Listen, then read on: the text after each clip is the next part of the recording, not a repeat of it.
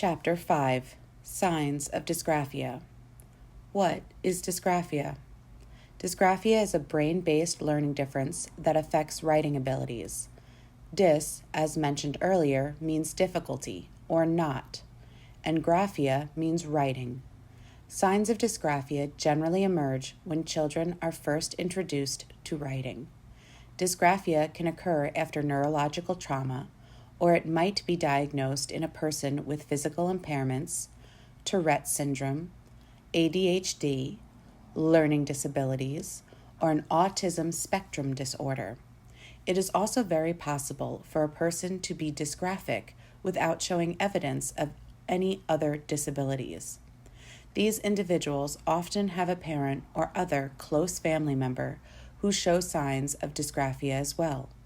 It can manifest itself in varying degrees. Most of the calls we receive are from students who have poor handwriting and are struggling to be able to put thoughts on paper. Because writing requires a complex set of motor and information processing skills, you can't just tell a child to write and expect them to perform. Dysgraphia makes it arduous to do a task that most of us take for granted. Just having bad handwriting doesn't mean a person has dysgraphia. Since dysgraphia is a processing disorder, difficulties can change throughout a lifetime. However, since writing is a developmental process, children learn the motor skills needed to write while learning the thinking skills needed to communicate on paper. Difficulties can also overlap. If handwriting is the only problem, continued handwriting practice will improve a student's ability to use paper and pencil. In this day and age, students can transition over from handwriting to typing as a useful tool to complete all of their written schoolwork. In cases of dysgraphia, practice does not make things perfect. As these students get older and writing demands continue to increase each year, it is very common for these students to often write the minimum just to get by, and their attitude about school and themselves can be negatively impacted to a significant degree. The signs of dysgraphia. If a person has trouble in any of the areas below, additional help may be beneficial. Tight, awkward pencil grip and body position. Illegible, uneven, or sloppy handwriting. Avoiding writing or drawing tasks. Tires quickly while writing. Saying words out loud while writing. Unfinished or omitted words in sentences. A large gap between written ideas and demonstrated understanding through speech. Inconsistency in spelling.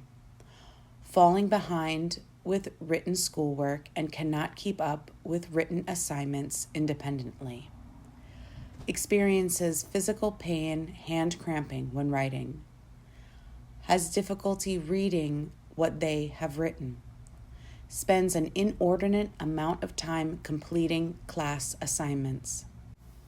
Spends too much time after school at night completing homework.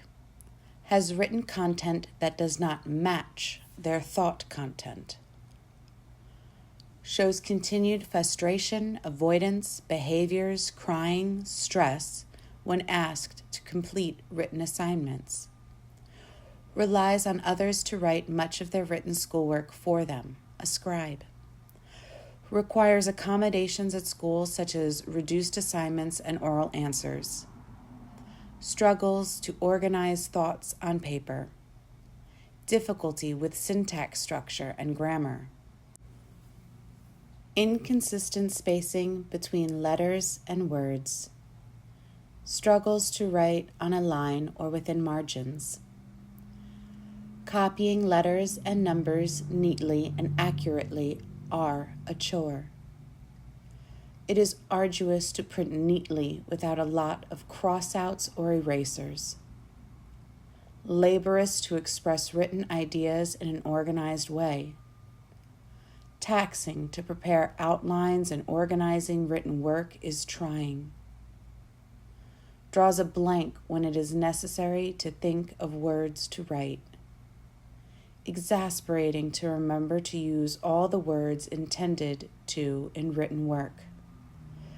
Struggles to stay focused on the topic of what he or she writes because of the physical demands during writing. It is tiresome to maintain energy and proper posture when writing, drawing. Exasperating to align numbers correctly when doing math problems. The 5 types of dysgraphia. Some children may have more than one type of dysgraphia. Symptoms, in actuality, may vary in presentation from what is listed here. Dyslexic dysgraphia. With dyslexic dysgraphia, a person's spontaneously written work is illegible, copied work is pretty good, and spelling is bad. Writing speed, a method for identifying fine motor problems, is normal. A dyslexic dysgraphia may not necessarily have dyslexia. Dyslexia and dysgraphia appear to be unrelated, but often can occur together. Motor dysgraphia. Motor dysgraphia is due to deficient fine motor skills, poor dexterity, poor muscle tone, and/or unspecified motor clumsiness. Generally, written work is poor to illegible, even if copied by sight from another document. Letter formation may be acceptable in very short samples of writing, but this requires extreme effort, an unreasonable amount of time to accomplish, and cannot be sustained for a significant length of time. Writing is often slanted due to holding a pen or pencil incorrectly. Spelling skills are not impaired. Spatial dysgraphia. Spatial dysgraphia is due to a defect in the understanding of space.